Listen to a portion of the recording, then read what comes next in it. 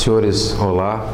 É uma honra para mim estar participando da Central de Curso Trinolex e eu espero que todos aproveitem essa aula de Direito à Execução, o início da teoria, que me coube com muita honra estar aqui falando hoje.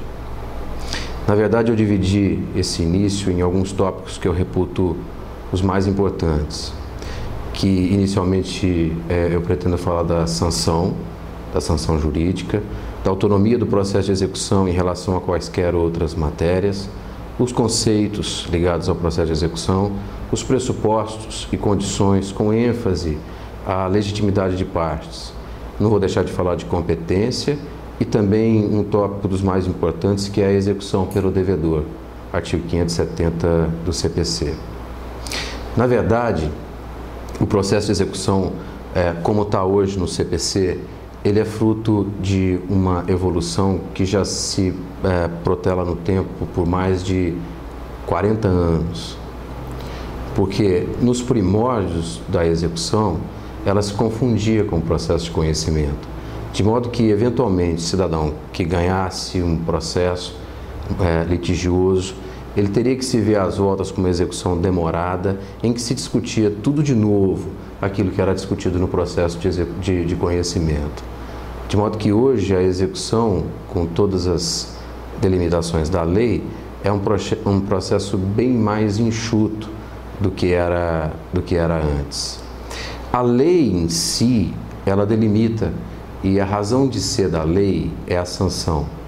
Não teria que ser diferente, porque a lei, por si só, ela impõe conduta.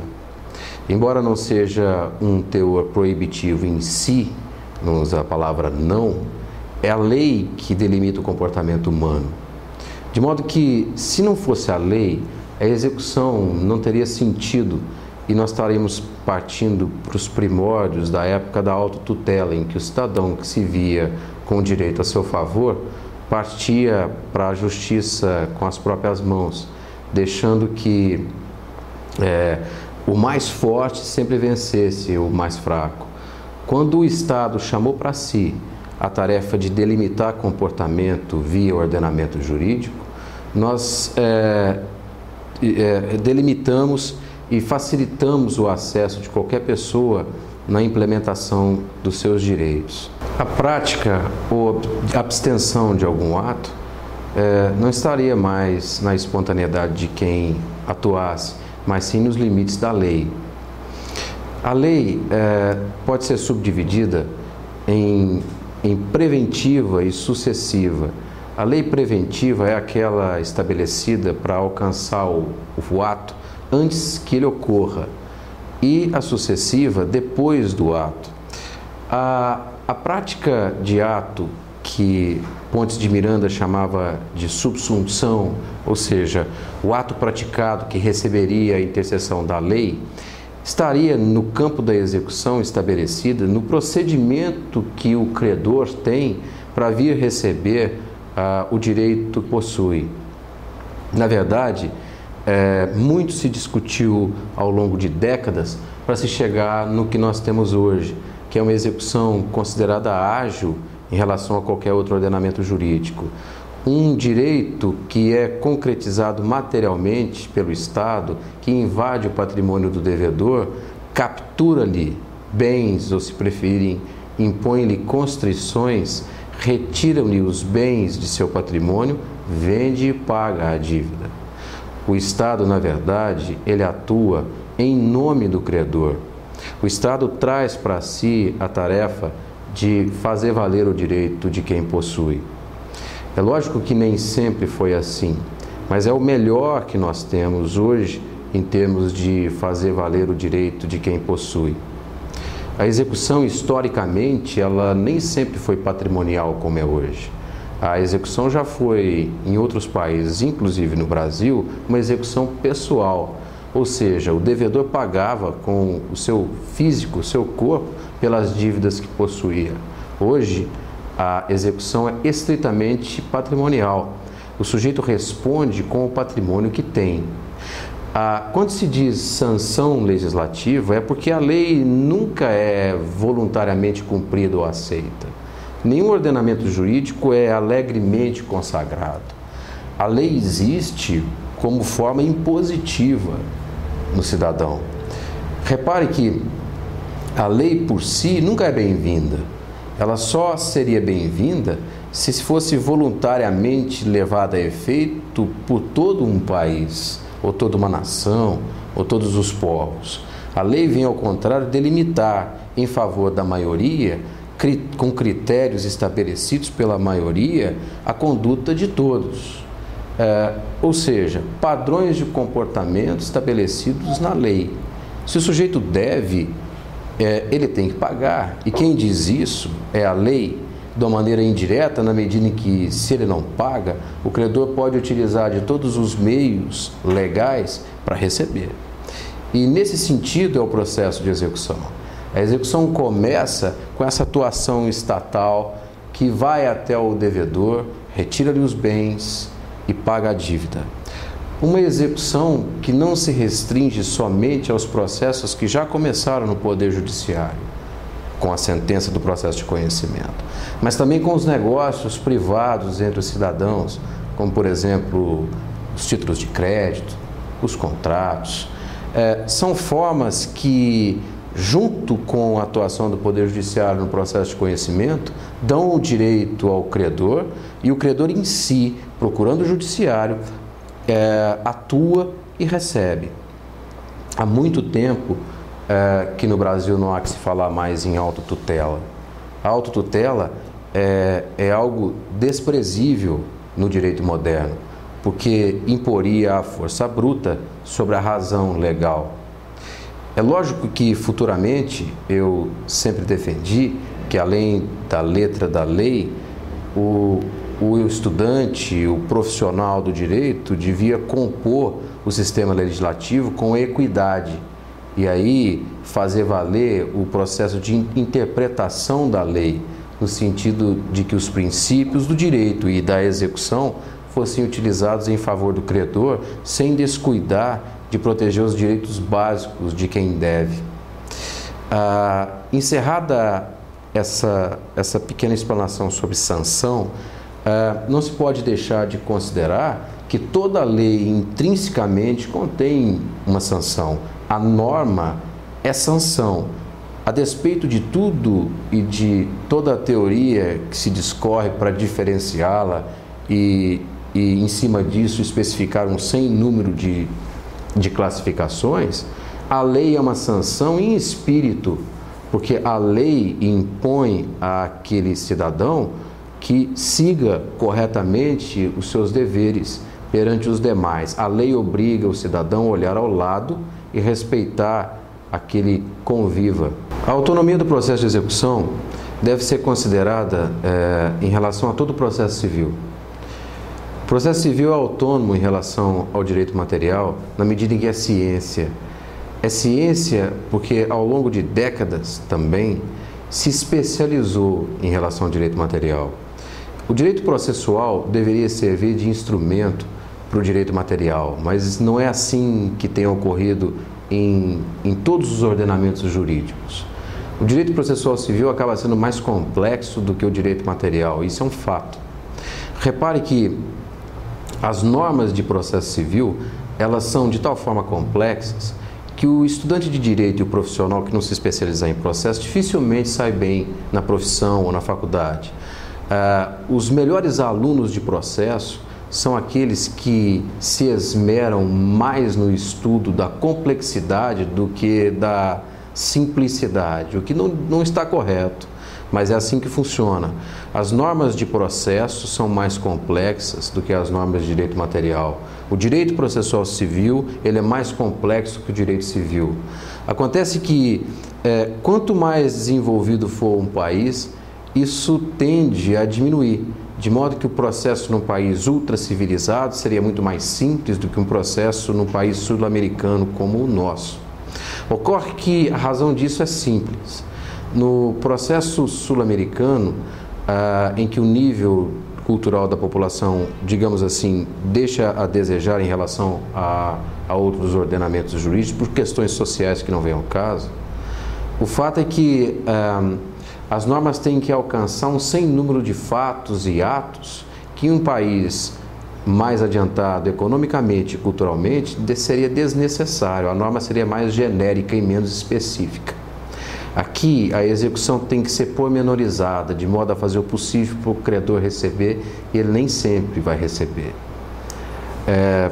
Pense, por exemplo, no direito processual civil em um país com direito consuetudinário, em que o direito processual civil é feito diariamente nos fóruns, nos tribunais, com amplitude de atuação e simplicidade de espírito. Aqui é o contrário.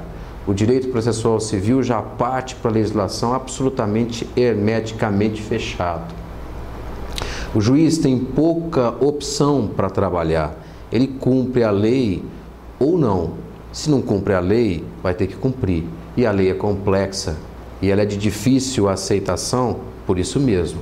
Não é raro de se ter críticas enormes a respeito da atuação do Poder Judiciário, que segundo a maioria é um poder lento, mas é um poder lento primordialmente porque as leis são de tal forma complexas que o credor, diante desse sem número de normas, se vê praticamente obstado a receber, salvo algum deslize da parte contrária.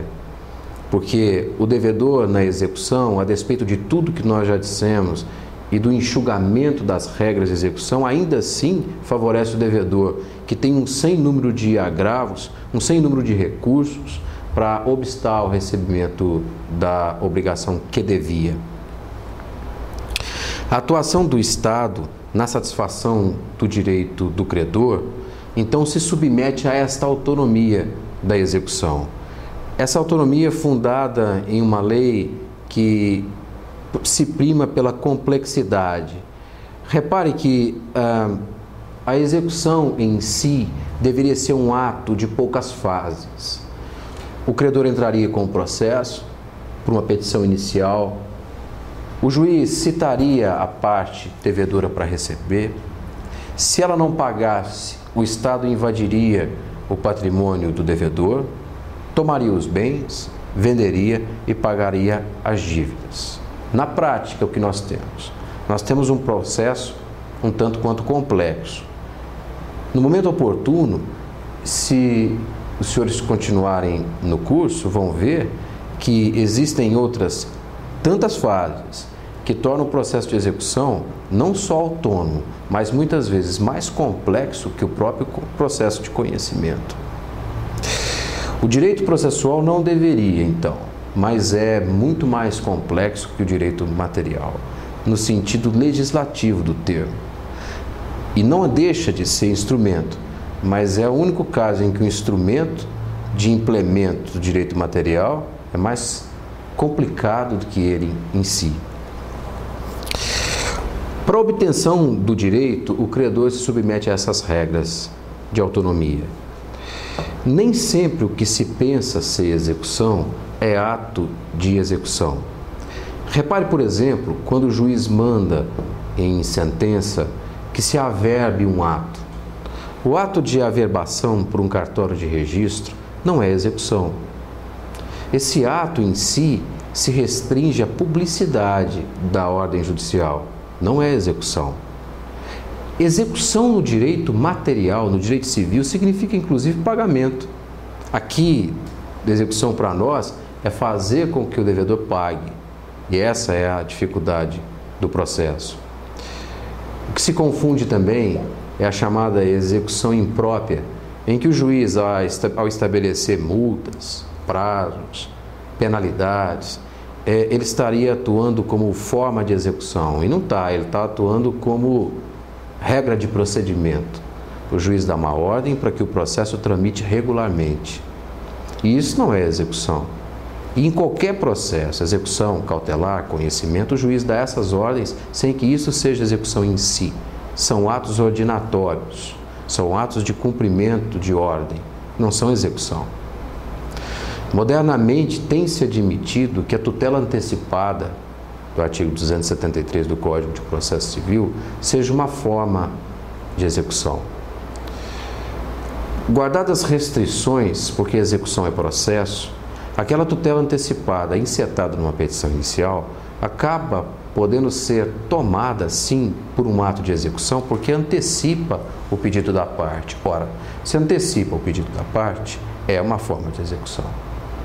Outro ponto a ser considerado ainda com relação à autonomia de processo de execução é o fato da novidade da sentença mandamental. Uma novidade aparente, porque a sentença mandamental sempre existiu nas ações possessórias, ações de despejo, e hoje está consagrada na parte geral do Código de Processo Civil como uma ordem intrínseca numa sentença de processo de conhecimento. O juiz daria a sentença e já obrigaria a parte a cumprir. Assim é nas ações possessórias já mencionadas e também nas ações de divisão. E, principalmente, hoje o artigo 461, que é um exemplo de sentença mandamental.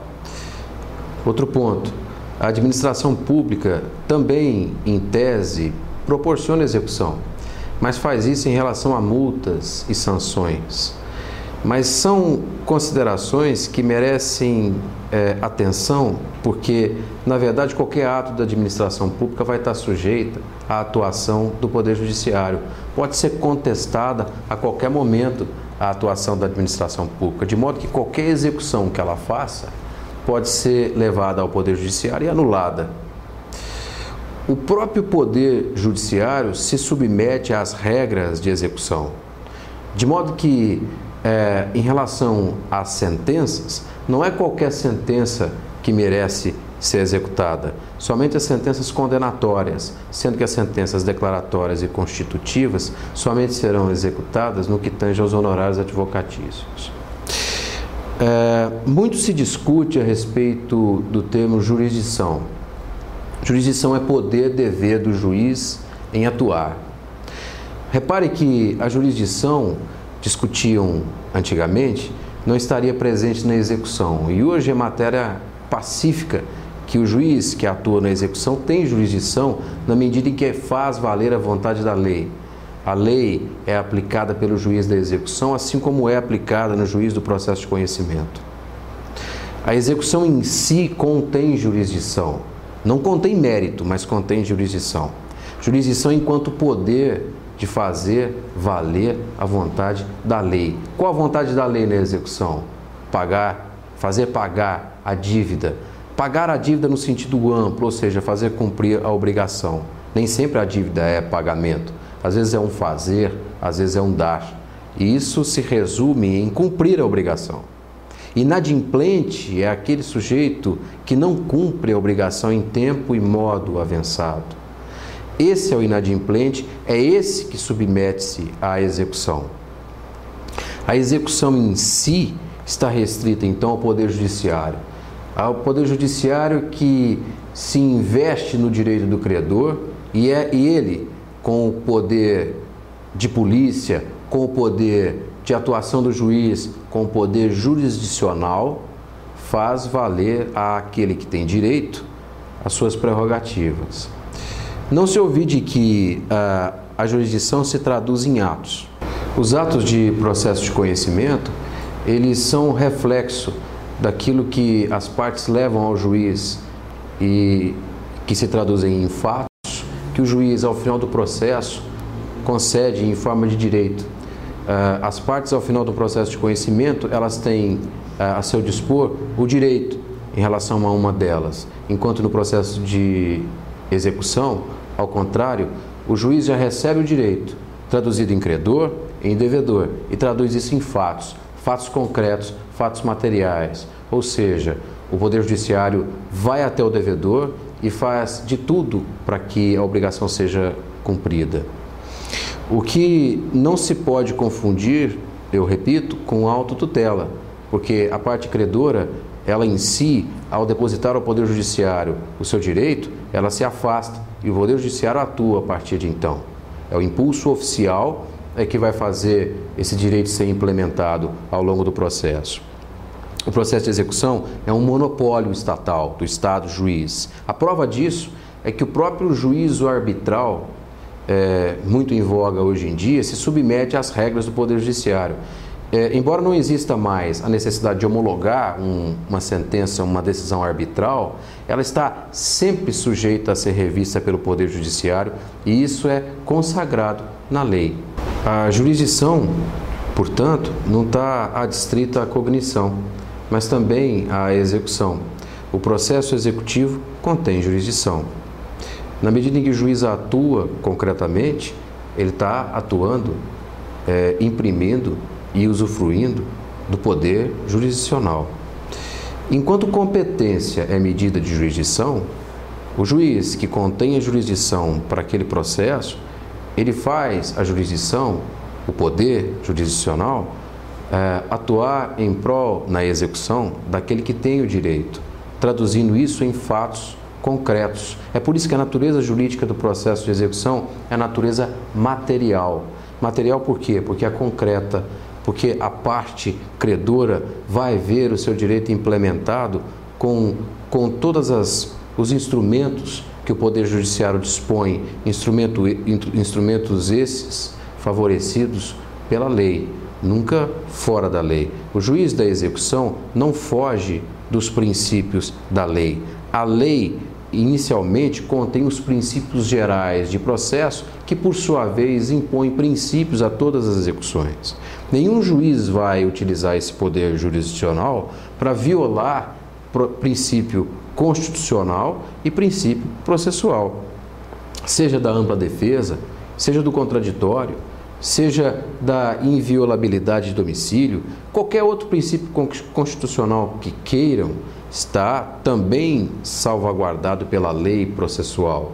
E assim, o juiz da execução vai cuidar de impor ao credor que respeite o devedor na medida dos direitos constitucionais dele. Nenhuma execução pode ser humilhante ao devedor. É lógico que há poucos instantes eu dizia que é muito difícil ao credor receber, mas não é porque essa dificuldade existe que o Poder Judiciário ia permitir que o credor abusasse do direito e fizesse com que o devedor pagasse a qualquer preço, mesmo que fosse possível de se impor a ele uma sanção corporal, que não existe, já que a nossa execução ela é absolutamente patrimonial. A liberdade que o juiz tem de atuar no processo de execução, já que ele não dá sentença de mérito, ele só atua concretamente, está restrita, portanto, a esses princípios. A execução é autônoma no Brasil porque está estabelecida no livro 2 do CPC. A partir do artigo 566 em diante, o Código cuida só do processo de execução. Então nós temos um tripé no direito processual civil. Nós temos o processo de conhecimento, que alcança a parte geral do Código de Processo Civil e o processo civil. Nós temos o processo de execução e nós temos o processo cautelar. São 3 formas processuais. Alguns dizem que o processo cautelar, com o tempo, vai perder o sentido diante da tutela antecipada. Essa é uma discussão que merece uma aula, talvez, específica. Aqui nos interessa o processo de execução, que, por sua vez, estando incerto na parte processual do ordenamento jurídico pátrio, é preciso que saibam que essa autonomia vem de uma escola italiana, porque os nossos primórdios de processo civil, nós tivemos a influência italiana pelo professor Liebman, que veio para São Paulo e impôs aqui a nossa autonomia como ciência processual. Foi decorrente da atuação desse professor que o direito processual civil brasileiro ganhou autonomia. Uma autonomia que se resumia no passado na praxe forense, de modo que a pessoa que ia advogar, ou o juiz que ia judicar, ele impunha as regras em cada foro. E o advogado estava submetido muitas vezes às diferenças de conduta de um juiz para o outro. Quando nós tivemos a primeira codificação, isso foi resolvido. Mas havia ainda o embaraço da mistura dos 3 processos. O processo de conhecimento entrelaçado ao processo cautelar, que entrelaçava-se ao processo de execução. Hoje nós estamos avançados, porque temos as 3 formas de processo absolutamente delimitadas. O juiz, quando vai cuidar da execução, ele cuida da execução. A princípio, se pode pensar que toda execução começa com um processo de conhecimento. Mas na verdade não é sempre assim. Aliás, não é nunca assim. Porque o processo de conhecimento, ele pega os fatos, traduz em direito e entrega o direito a uma das partes. Esse direito que uma das partes tem vai ser executado em um processo que vai se iniciar após o processo de conhecimento. Então é um processo autônomo. Por outro lado, mesmo que não haja atuação prévia do Poder Judiciário, muitas vezes esse direito vem exatamente de um negócio particular, traduzido em um título de crédito ou um contrato. Esse título de crédito ou esse contrato vai ser executado também por esse juiz, independentemente, portanto, de ter tido um processo anterior. Então, repare que o processo de execução vem de dois lados. Ou vem de uma sentença condenatória civil ou penal, e aí um título judicial, ou vem de um título executivo extrajudicial, ou seja, de um contrato privado, de um título de crédito, de uma escritura pública, ou seja, você pode pegar e dividir esses dois lados na forma como a lei manda, 584 e 585 do CPC. Os 584 são os títulos judiciais, os 585 os títulos extrajudiciais. Todos os dois capazes de promoverem execuções cíveis com o mesmo procedimento, só mudando os detalhes dependendo da forma que se executa. Nós temos 4 formas de execução: pagar a quantia certa devedor solvente, pagar a quantia certa devedor insolvente, dar coisa certa ou incerta, fazer e não fazer. Essas 4 formas de execução delimitam a atuação do juiz, que vai citar o devedor para agir na forma do título, seja judicial ou extrajudicial. Então, se uma sentença manda o devedor fazer, o juiz vai citá-lo para fazer. Se manda pagar, pagar. Se manda dar, dar. O tronco mestre da execução, o sistema processual mestre é o mesmo, porque, afinal de contas, o dar e o fazer, se não forem cumpridos, acabam redundando, os senhores vão ver, na quantia certa devedor solvente. Porque o processo de execução quantia certa devedor insolvente, esse tem uma formulação própria, que impropriamente muitos doutrinadores chamam de falência civil, mas, embora semelhante, a insolvência não tem nada a ver com a falência. É um processo civil autônomo, um processo de execução todo especial, com regras especiais, fora do direito comercial. É importante considerar ainda que essa natureza material da execução, oriunda dessa autonomia absoluta em relação aos outros ramos do direito, ela impõe ao juiz da execução um sistema diferente de atuar do sistema cognitivo. O juiz do processo de conhecimento, ele tem uma preocupação precípua de buscar a verdade para julgar direito, para dar o direito a uma das partes. Na execução, essa verdade o juiz já tem. O que ele tem que fazer é tratar de fazer o devedor cumprir a obrigação, seguindo, é lógico, o trâmite legal. Conceituar a execução é tarefa, depois da explanação, fácil. Basta que pensemos o seguinte: a execução é o procedimento tendente a fazer cumprir a obrigação do devedor. Tudo que o juiz faz no processo de execução tem essa tendência, tem essa busca de fazer valer o direito do credor.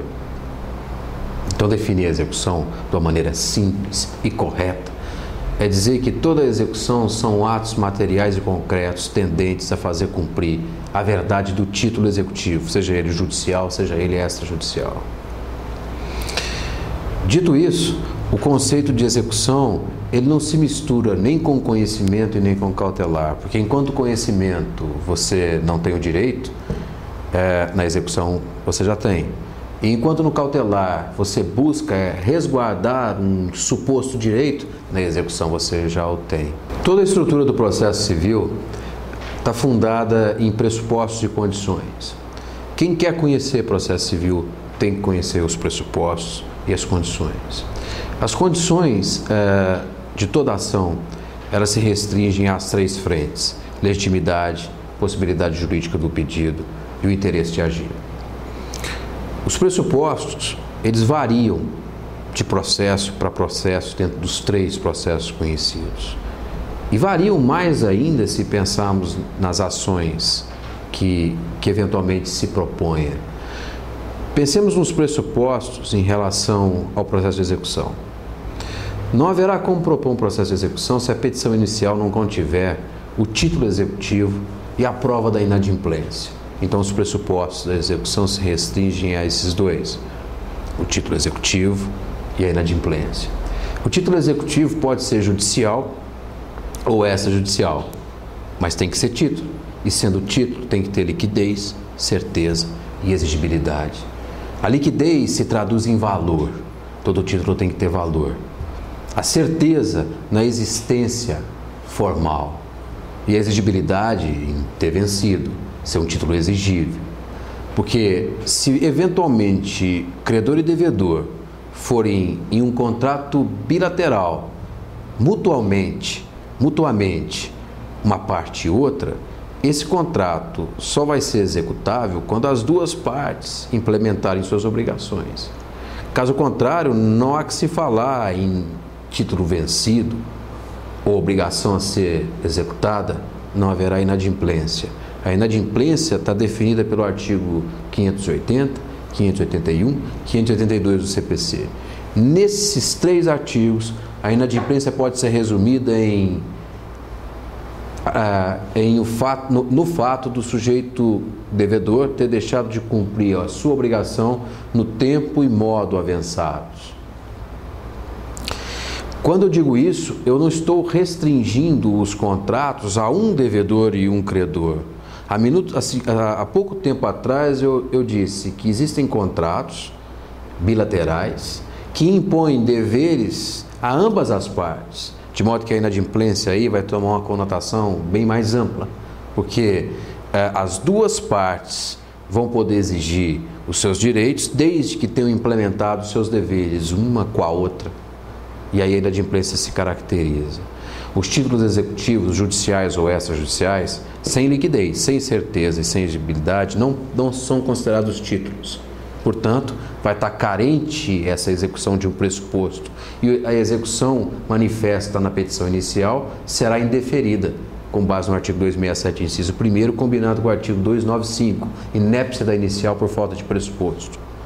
Os pressupostos das condições, eu resumo, são os títulos e a inadimplência. O título executivo é prova documental. Se for um título executivo judicial, vai ser a sentença. Se eventualmente essa sentença estiver no tribunal e a questão possibilitar pelo artigo 520 execução provisória, a parte que pretender executar provisoriamente vai ter que ter em suas mãos uma carta de sentença ou os autos suplementares, porque os autos em si vão estar no tribunal. Se o título executivo for extrajudicial, com mais razão ainda, o credor vai ter o título em sua mão para poder juntar na petição inicial e executar. A inadimplência já é um critério baseado no próprio título, a decorrência dele. Repare, a inadimplência no artigo 580, se for de uma sentença, é o acórdão que veio e as partes foram intimadas e ele não foi cumprido. Se for um título judicial, está estabelecido no juízo a intimação do devedor para cumprir e ele não cumpriu. Então, o que faz o credor? O credor vem, peticiona nos próprios autos, ou por carta de sentença, ou se for uma execução provisória por autos suplementares, ele pede ao juiz que cite o devedor, não é, para vir cumprir aquela obrigação oriunda de uma sentença. Se o título for extrajudicial, ele já vai estar de posse do título e bastará juntar a sua petição inicial. Os pressupostos da execução impõem um segundo raciocínio. Todo credor tem como intenção a busca de ver cumprida a obrigação. Transfere isso ao Poder Judiciário para que o Poder Judiciário implemente, então, esse objetivo. Mas, eventualmente, o sujeito pretende uma execução e não tem como executar. Eu lhe explico. Eventualmente, numa conta de bar, em que um sujeito vai e ingere bebidas ao longo de um mês, e, em vez de pagar, ele assina uma caderneta, um papel, um vale ou qualquer coisa assim. Ao final daquele mês, sendo ele corintiano, ele não paga. E não pagando, o dono do bar, então, vai procurar alguma forma receber esse dinheiro. De que forma ele fará? Ele vai procurar um advogado e o advogado, então, vai dizer a ele que, se for corintiano, ele não vai receber, mas na tentativa de fazê-lo, vai dizer que a execução não cabe, porque não é título papel assinado por corintiano. Então, qual será a medida? Uma ação monitória. Por quê? Porque ele vai ter um documento em lugar do título assinado por esse tipo de ser. Agora, se eventualmente ele tivesse mais do que isso, tivesse uma promissória, aí teria um título executivo, essa judicial, que poderia ser plenamente executável. Repare, pense numa escada. Essa escada começaria do degrau mais baixo, do sujeito que não tem nada. É um credor que não tem nada, nem este papel de bar. Pense, por exemplo, na madame que contrata o jardineiro no começo do dia para cortar as roseiras do seu jardim. E ele trabalha o dia todo e no final do dia ele toca a campainha e diz a ela, são R$100, ela fala, não te conheço. Esse credor jardineiro, se ele eventualmente não praticar o homicídio que lhe deu vontade no momento, ele vai ter à sua disposição com o seu advogado o quê? Nada. Ele vai entrar com ação de conhecimento, o degrau mais baixo, ação de conhecimento, aquele que não tem nada. Se é o dono do bar, que tem a assinatura de um corintiano, é mais que nada, pouco mais que nada. Ele vai ter o segundo degrau, ou seja, a ação monitória, que é um documento assinado pelo devedor ou quem o represente. A ação monitória, em vez do título, tem um papel, é mais que nada. E no top da escada é aquele que tem o título, é o sujeito que pegou a promissória, o cheque, o câmbio, qualquer título de crédito ou tem um contrato. Então veja, os pressupostos podem ser resumidos então nos títulos e na inadimplência. O título impõe o tipo de ação. Se não tem título nenhum, é cobrança. Se tem mais que nada, é monitória. E se tem tudo, é execução. É assim que funcionam os pressupostos. Geralmente, quem tem mais como título e entra com o menos no degrau da escada que eu mencionei, falta interesse. Então, por exemplo, se o sujeito tem um cheque e em vez de executar, ele entra com a monitória, essa monitória não vai ser aceita por falta de interesse. O contrário, se o sujeito não tem nada e entra com aquilo que pretendia ser o correto, seja monitória, seja execução, vai carecer do pressuposto, porque não vai ter o título, não vai ter o documento. O artigo 598 do CPC já estabelece que a parte geral do Código também serve às execuções. Nem podia ser diferente, porque veja, ao longo do curso você vai ver que as intimações, citações, as medidas judiciais são todas fundadas lá na parte geral.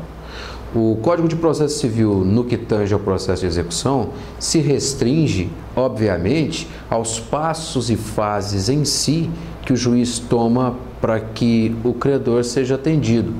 Mas o fundamental de processo civil, o que foi estabelecido na parte geral, esse deve ser mantido e aplicado também a nível das execuções. Então, o artigo 598 serve às execuções. Por quê? Porque a parte geral do CPC sempre vai servir os outros ramos do processo, seja na execução, seja no cautelar e não só no conhecimento em si. Durante muito tempo se pensou que a execução, por conta desse artigo, tivesse permeada de conhecimento, o que na verdade não ocorre. A única pincelada de conhecimento que se pode ver numa execução será aquela vista nos embargos do devedor. Os embargos do devedor são, na verdade, processo de conhecimento, mas que não estão exatamente dentro da execução. Os embargos significam a medida de defesa do devedor.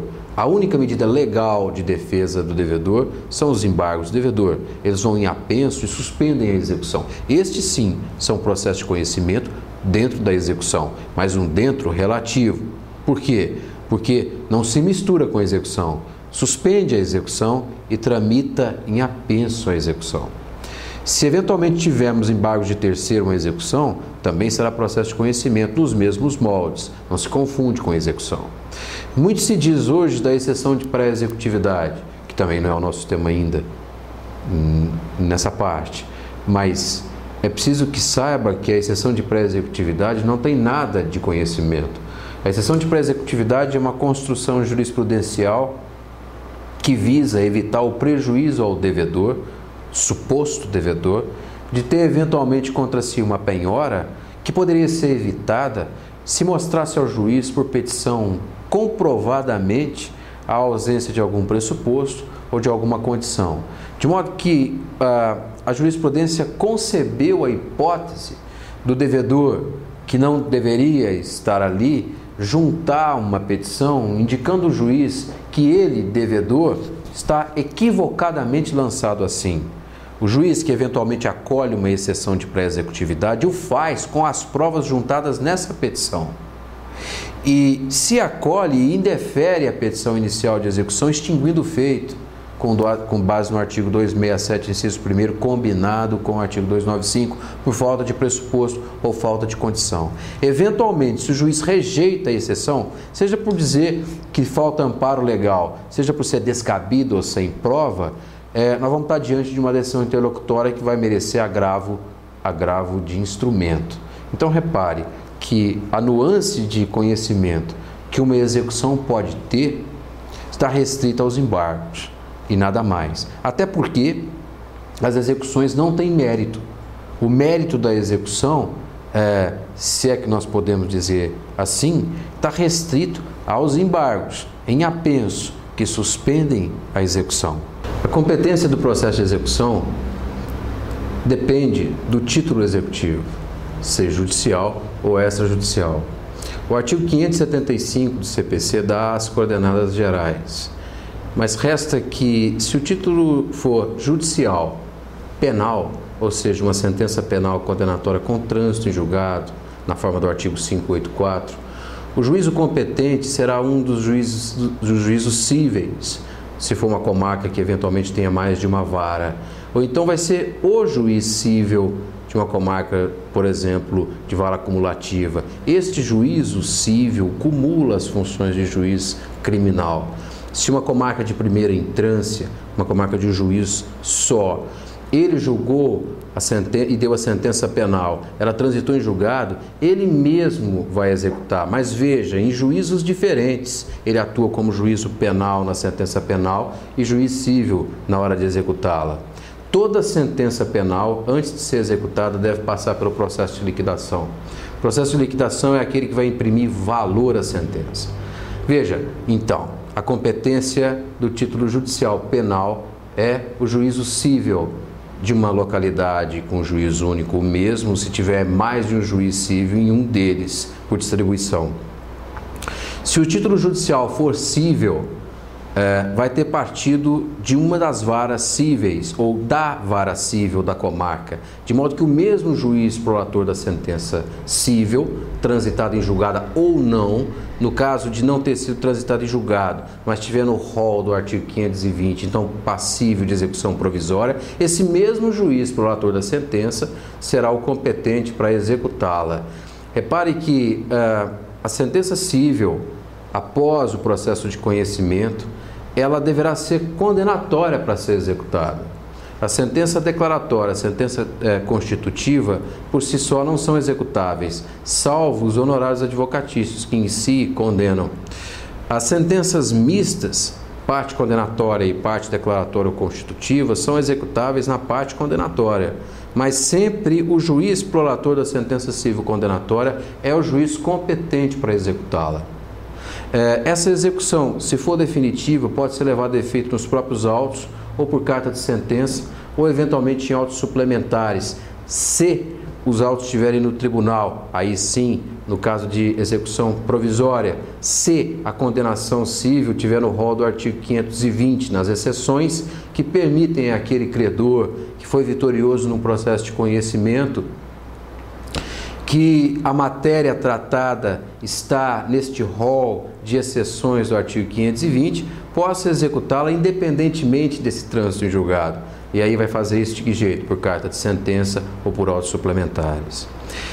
Se forem olhar no artigo 584, vão ver que o Código exige a sentença penal condenatória com o trânsito em julgado e a sentença civil condenatória. Não exige o trânsito em julgado, porque existem as exceções do artigo 520 que permitirão a execução provisória de uma sentença civil, dependendo da matéria. Repare, se o título for extrajudicial, este vai estar submetido à regra geral de competência do artigo 94 seguinte do CPC. Domicílio do réu, o foro de cumprimento do contrato. Dependendo de cada caso, a parte vai procurar saber o juiz competente civil para aquela execução de título extrajudicial. Os títulos extrajudiciais, portanto, não estão submetidos a uma competência determinada, como é no caso dos títulos judiciais. Dependem da matéria e da pessoa, conforme o artigo 94 seguinte do CPC. Uma questão suscitada é em relação às sentenças arbitrais, hoje não passíveis de serem homologadas pelo juiz. Se surgir alguma questão envolvendo essa sentença arbitral, ou se ela for executada, aonde ela seria executada? Ela será executada no juiz competente para a ação que eventualmente seria proposta envolvendo as partes. Então, uma questão resolvida a nível arbitral em determinado assunto, onde propor a execução? No juiz que seria competente para julgar o assunto a nível de conhecimento. Então, não há segredo. Se a sentença arbitral for executada, ela será executada no juízo que seria competente para a ação principal, originária. Quais as sentenças e como seria a execução de sentenças de matérias oriundas dos tribunais superiores? A execução de matérias oriundas dos tribunais superiores será levada a efeito nos próprios tribunais superiores. A sentença estrangeira, como é que ela seria executada aqui no Brasil? Será executada pelo Juízo Federal de primeiro grau. Após a homologação do Supremo Tribunal Federal, essa sentença será executada a nível federal de primeiro grau. A execução fiscal, como é que ela funciona? A execução fiscal depende do título ou a certidão de dívida ativa ser de nível estadual, federal, municipal. Nível estadual e municipal são naturalmente executadas no juízo estadual da comarca em que deu origem à certidão. Se nível federal, portanto a União, o juízo federal da localidade é o competente. Se não houver juízo federal, pela Constituição da República, o juízo estadual ele assume a responsabilidade da competência para também executar a nível de execução fiscal a certidão da dívida ativa, mesmo que oriunda da União, porque se na localidade não houver juiz federal. A incompetência absoluta em qualquer esfera do direito pode ser declarada de ofício pelo juiz, e na execução não é diferente. Um juiz incompetente, ao receber uma petição inicial e percebendo o fato, deve de ofício declarar-se incompetente, remetendo os autos para o juízo que supõe-se ser competente. Se eventualmente remetido o juiz que supõe-se competente entender que não é, vai suscitar o conflito. Mas de plano, o juiz que entende não ser competente absolutamente para a causa, deve de plano denunciar o fato, dizer-se de ofício incompetente para a causa. A competência para a execução, ela está delimitada na forma como eu narrei. Consequentemente, a competência para liquidação, que é um processo precedente e eventualmente motivo de uma outra aula, também será competente para liquidação. Então, a competência do juízo para execução impõe a competência para liquidação. O Código se restringiu à execução porque implicitamente já está determinando que a liquidação seja feita no mesmo juízo que será levado a efeito a execução. Então, uma sentença judicial condenatória ilíquida. Onde ela vai ser liquidada? Ela vai ser liquidada no mesmo juízo prolator, porque vai ser o mesmo juízo que procederá, evidentemente, à execução. Só as sentenças podem ser ilíquidas. Os títulos extrajudiciais não podem ser ilíquidos. Se forem ilíquidos, não são títulos executivos. Então, a sentença pode ser corrigida nesse campo de liquidez. Os títulos executivos extrajudiciais, não. Um título extrajudicial ilíquido, ele não é título. Faltará pressuposto e o juiz indeferirá a petição inicial. A legitimidade para executar também está inserida no CPC, nos artigos 566, 567 e 568. Obviamente, nós temos uma legitimidade ativa e uma legitimidade passiva. A legitimidade ativa, originária, principal, é do credor. A legitimidade passiva, originária, principal, é do devedor. A partir daí, nós podemos tecer legitimidades derivadas, ou seja, secundárias. Não há necessidade de nós estabelecermos um a um todos os legitimados para executar ou serem executados.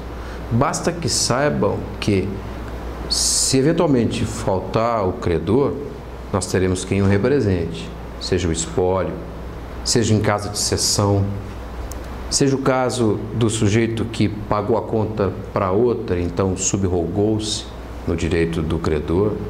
Isso tudo está narrado no artigo 566 e 567. O que interessa mais é o detalhe. A cessão de crédito, se eventualmente eu tenho um crédito e eu vou ceder esse crédito para outrem, esse outrem recebe o crédito independentemente da anuência do devedor, porque ele vai receber e ao devedor não importa quem vai pagar, a quem vai pagar.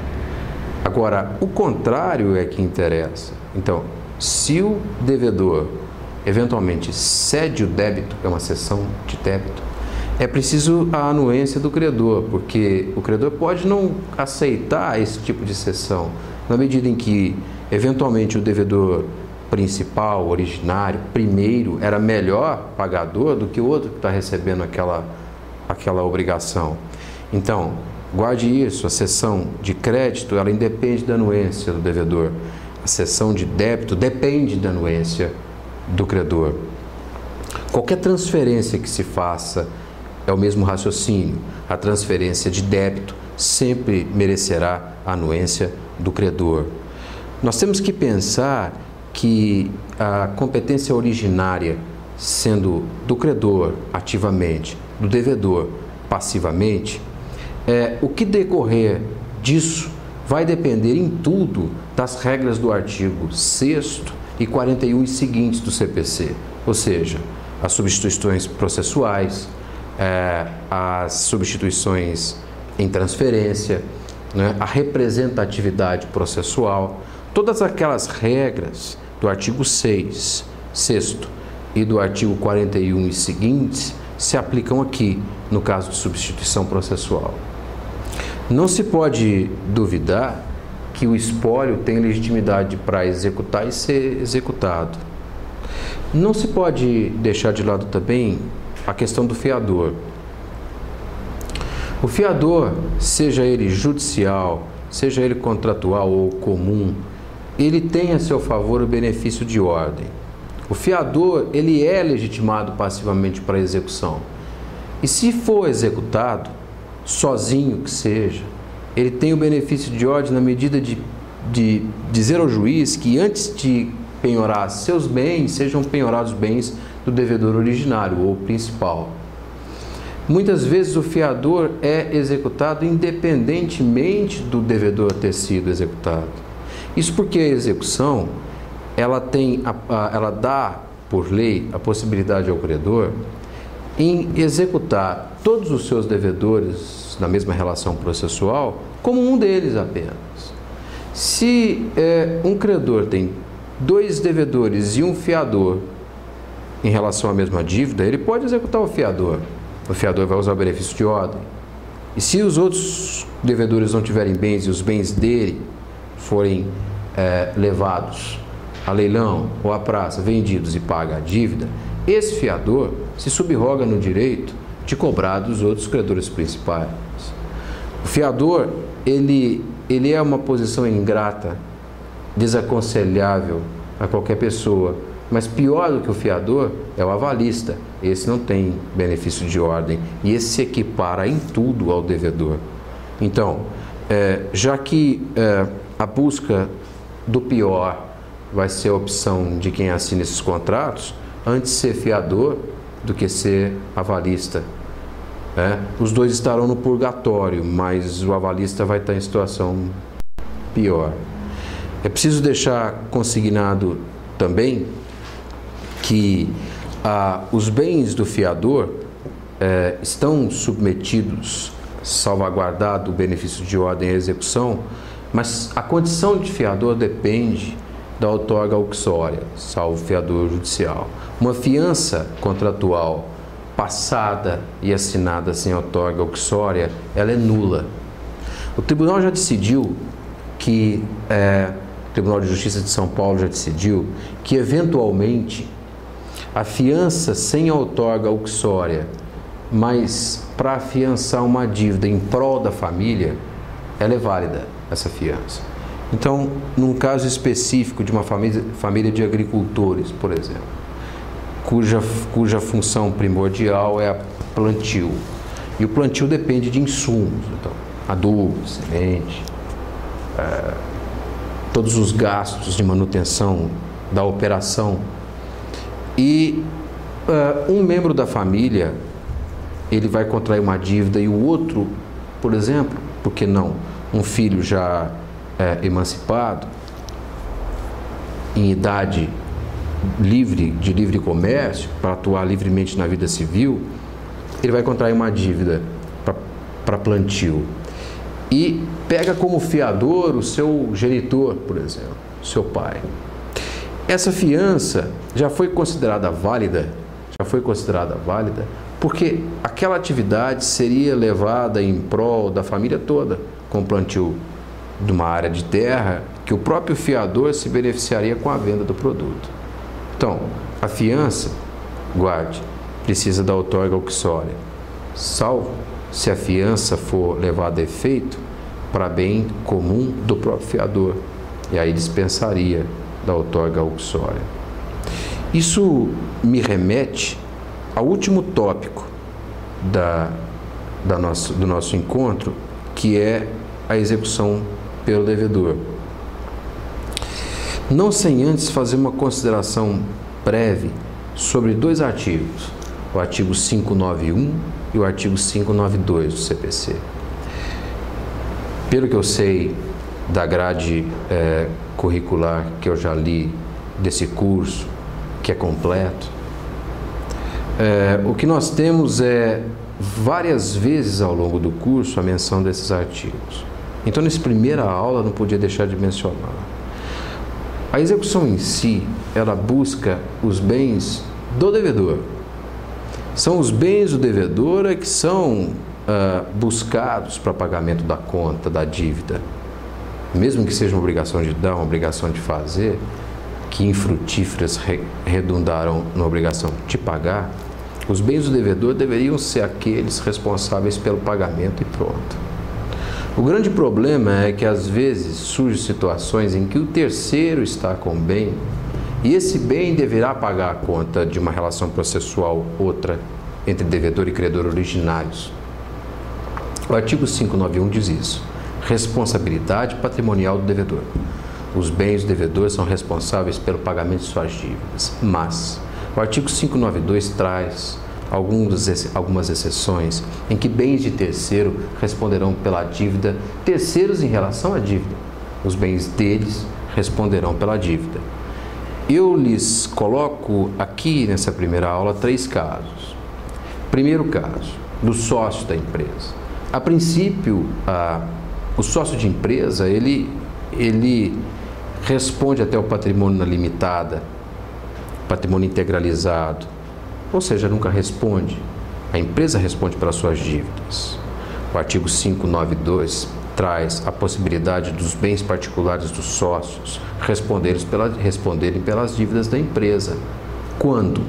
quando os sócios atuarem na má gestão da empresa, de modo que você vai encontrar uma empresa pífia, mal cuidada, com pouquíssimo patrimônio e sócios, muitas vezes, ricos, particularmente falando, com ranchos, carros importados, uma vida absolutamente confortável. Então, nesse caso, há uma disparidade evidente. Como é que podem os sócios de uma empresa tão mal cuidada, tão sem patrimônio, estar tão sadios economicamente? A má gestão. Diferentemente de empresas sérias, em que as retiradas são feitas segundo cálculos aritméticos corretos, de modo que o capital da empresa é mantido em prol da empresa e para o crescimento dela, esses sócios que dirigem erroneamente as suas empresas sugam o capital de giro dela e aplicam na sua vida pessoal, enriquecendo em detrimento da empresa. Quando a empresa então contrai dívida e ela vence, a empresa não tem como pagar. E não teria como pagar se não fosse essa possibilidade do juiz, por despacho na execução, mandar que sejam penhorados os bens dos sócios. Os bens dos sócios serão penhorados. Por quê? Porque, pela teoria da desconstituição da personalidade jurídica, a sociedade foi mal conduzida e os sócios enriqueceram em detrimento dela e, portanto, seus bens pagarão a conta. O segundo exemplo que eu lhes trago é da mulher casada. A mulher casada, ela vai figurar na execução primordialmente como devedora, partindo do princípio que a dívida contraída pelo marido é em prol da família. Então, ela vai embargar do devedor, conforme vocês verão em aulas vindouras. Mas se eventualmente a dívida não foi contraída em prol da família, então digamos que o cidadão tenha contraído uma dívida por motivos que em nada favoreceriam o casal, em nada favoreceriam a família. Nesse caso, a esposa é considerada terceira e ela vai poder defender de plano a sua ameação. Por quê? Porque a partir do momento que a penhora recair sobre a ameação acima dos 50% do cônjuge, ela vai estar sofrendo por uma dívida que não é dela.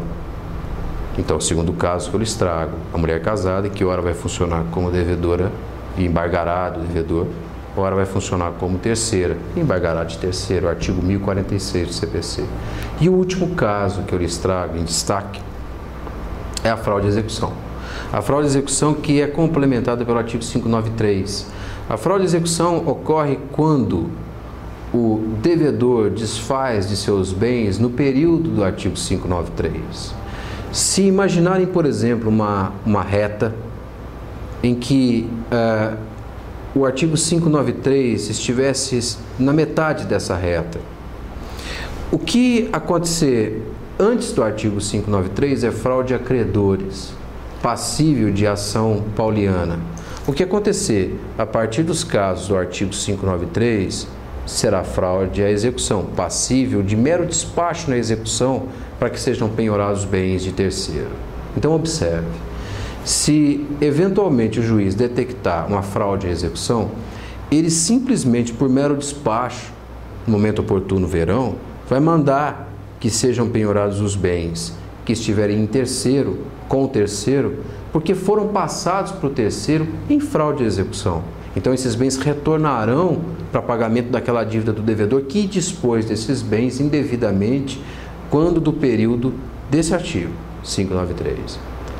Agora, se o juiz perceber que aquela fraude não é de execução, é uma fraude anterior, é uma fraude a credores, a execução vai ser suspensa e o credor, se quiser, vai procurar a ação pauliana para liberar esse bem e esse bem retornar ao patrimônio do devedor, para que aí sim seja penhorado. É uma questão que merece mais atenção. Eu prefiro ficar apenas na superficialidade com a questão de didática nesse ponto. Então, a questão patrimonial é os bens do devedor que paga a conta. E, eventualmente, terceiros, os bens de terceiro pagam a conta. Se for mulher casada, cuja dívida não é interesse da família, o sócio diante da teoria da desconstituição da personalidade jurídica por má gestão e a fraude à execução do artigo 593. Os terceiros que sofreram penhora terão a seu favor os embargos de terceiro. E, se for devedor, os embargos do devedor. Eu finalizo com base no artigo 570 do CPC. O artigo 570 contraria a regra que eu há pouco mencionei sobre legitimidade, porque inverte a posição de credor e devedor. No artigo 570 fica estabelecido que um devedor de título judicial, repara o que eu disse, devedor de título judicial, uma sentença penal condenatória. Então, este devedor, para não deixar que essa sentença se torne quase uma poupança ao credor, ele mesmo procura a autoexecução. Ele vai entrar com a petição inicial de autoexecução, buscar executar-se para pagar quanto antes a conta e se ver livre do débito, se for uma questão de valor. E ele faz isso com base num título judicial contrário a si mesmo. O interessante disso, que a princípio é muito fácil, são alguns itens. O primeiro é que essa execução só cabe em título judicial, execução pelo devedor. Segundo ponto é que se essa execução for embargada pelo credor, embargos do credor, esse é o nome, embargos do credor, essa execução vai se transmutar de uma simples execução para uma ação de conhecimento.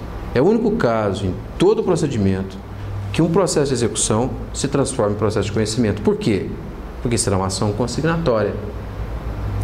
Repara o que eu disse. O devedor tem contra si uma sentença. Ele entra com a petição inicial se auto-executando. O credor vem e discorda do valor apresentado e embarga. Esses embargos, com esse nome, deverão ser tomados como verdadeira contestação. Havendo litígio diante do juiz, aquilo deixa de ser o direito consagrado para ser um fato a ser discutido. Lide, ou seja, a execução se transforma em processo de conhecimento, especificamente uma ação de consignação em pagamento. Então, se alguém algum dia me perguntar se uma execução autônoma pode se transformar em processo de conhecimento, pode, nesse único caso do artigo 570, quando houver embargos do credor. É importante raciocinar por outro lado. Se eventualmente este devedor quiser pagar um título extrajudicial, fica claro que ele não vai estar com esse título em mãos. Os títulos extrajudiciais ficam de posse do credor e não do devedor. Então, se eu sou devedor e quero pagar um título extrajudicial e eventualmente o meu credor não quer receber, eu já faço de plano a petição inicial de ação consignatória. Então, é o mesmo caminho, repare.